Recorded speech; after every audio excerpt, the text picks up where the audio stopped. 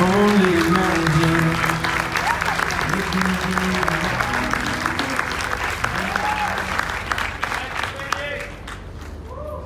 Believe. I have been thinking a lot about this word, believe. This concept, if you will. What does it mean to you to believe in something or someone? Better yet, what do you believe? Do you believe in fate? Do you believe in love? Do you believe in yourself? We believe. We believed in Harper. 9 years ago, yesterday. 9 years yesterday.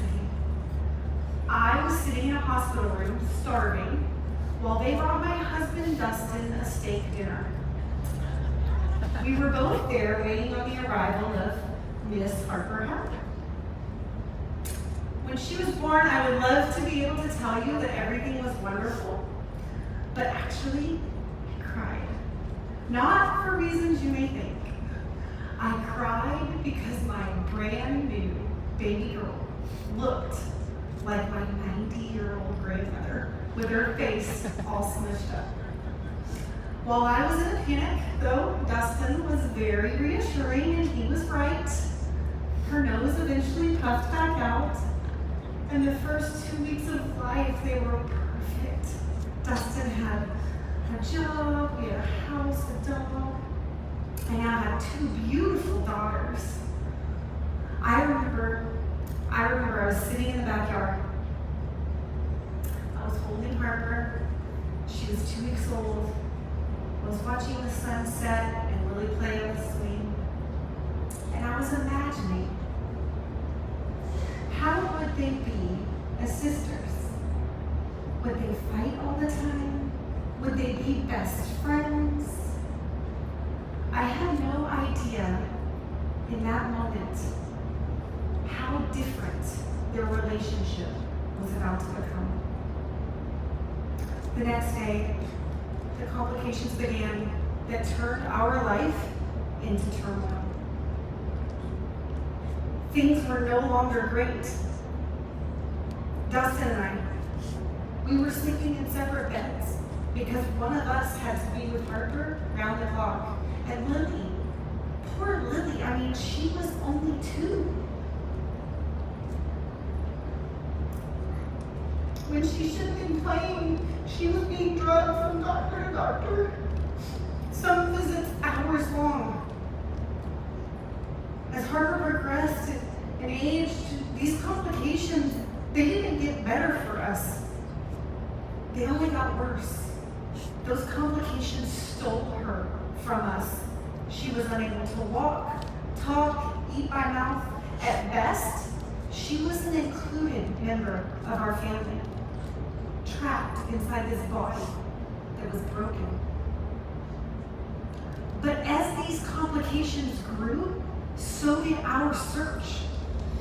Our search for a solution. You see, we traveled the United States desperate for a way to improve Harper's quality of life, a way to give her some kind of life. She was just this baby doll that we interacted with, but we never received responses from. This went on for 3 years. Can you imagine? Can you imagine for 3 years, your child never looking you in the eye,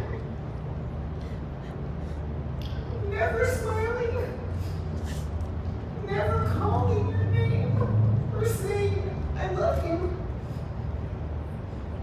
Dustin and I had reached a very low point where we finally just threw our hands up because we realized there was no magic place. There was no place that would make this life better. And there was no magic. that could make our family normal. We were broken, we were defeated, and we were exhausted. Our family was walking a very fine line of hope and hopelessness. But when we were at our lowest of lows, our desperate search was over because we had stumbled upon a dietary supplement from Kenway's sister company known as RSHO, or Real Scientific Hemp Oil. This brought hope back into our lives. This is when Harper stopped simply existing and began living. This was life-changing. Life-changing for our family, for Harper, and eventually, the world. Harper was removed from the failure to thrive list, began getting better sleep at night, was more vocal, maintained eye contact. She had relationships with her siblings. Harper smiled at me purposefully and answered yes/no questions with head nods. In the beginning, we did not tell any medical professional that we were taking CBD. Not because we were scared or didn't want them to know, but because we wanted to see what others really noticed. 1 month after putting Harper on CBD, I walked into a therapy evaluation. After the session, the therapist admitted to me that they had been dreading this session because they thought they were going to have a conversation with me about discontinuing services for Harper due to lack of progress. Yes, they were going to remove Harper from therapy. But instead, they said whatever we were doing now was making such a big difference that they could continue therapy. This is when we told therapist Harper was taking CBD. You see, we were not the only ones noticing progress in Harper. This is just one of the many scenarios that we began to experience with the inclusion of CBD into Harper's diet. Harper stopped simply existing. Harper began living. Yay! Now this is when life in the Howard house got really fun for us, because this is when we could start to answer the question that all of us had. Who is Harper Howard? Well, let me tell you. She liked shiny beans, just like her sister, but I mean, really, what girl doesn't like shiny, right? She liked to laugh when others got in trouble.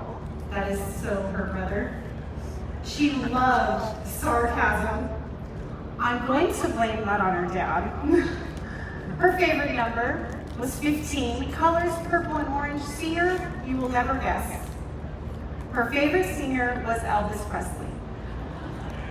You see, we were finally able to give Harper a quality of life. The story of Harper is great. She was able to overcome because those around her believed. But where it gets interesting is in the transparency of our journey.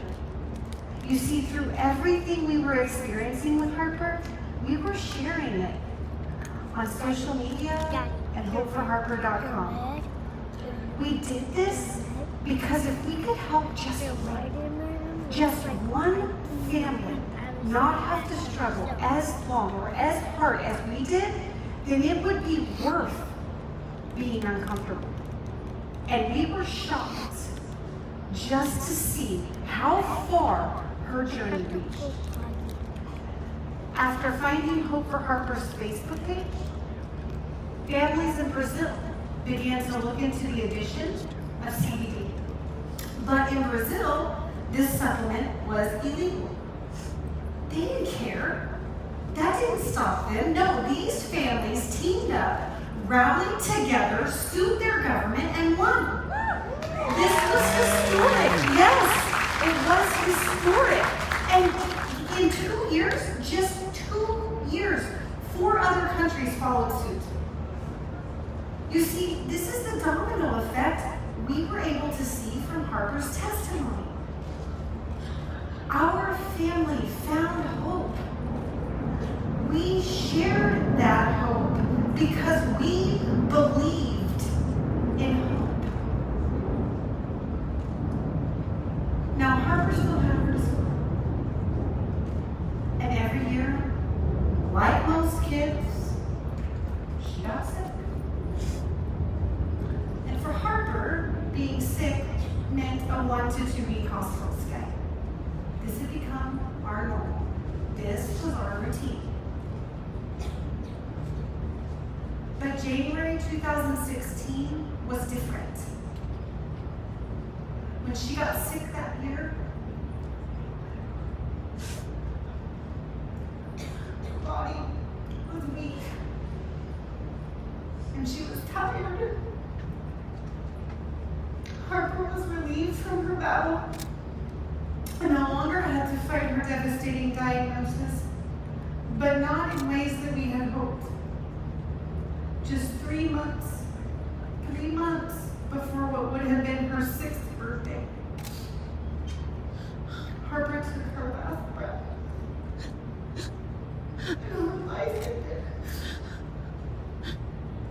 But it was in that last breath that Harper's legacy began. Harper made medical history by becoming the first ever organ donor for her disorder.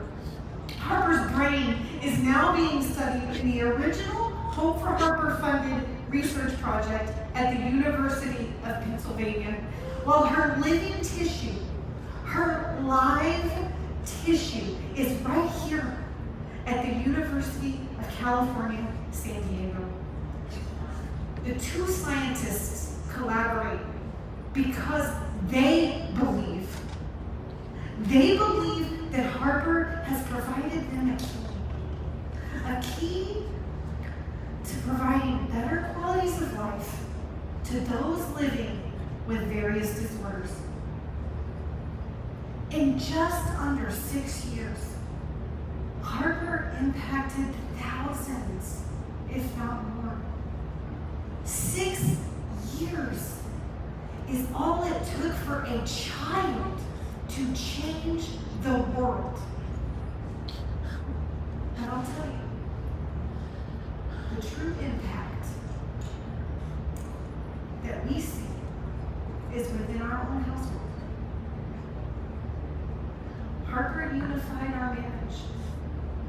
She inspired Dustin and I in the most difficult, most painful, most tragic of circumstances of any parent to keep moving forward, to choose to be happy, to continue to believe.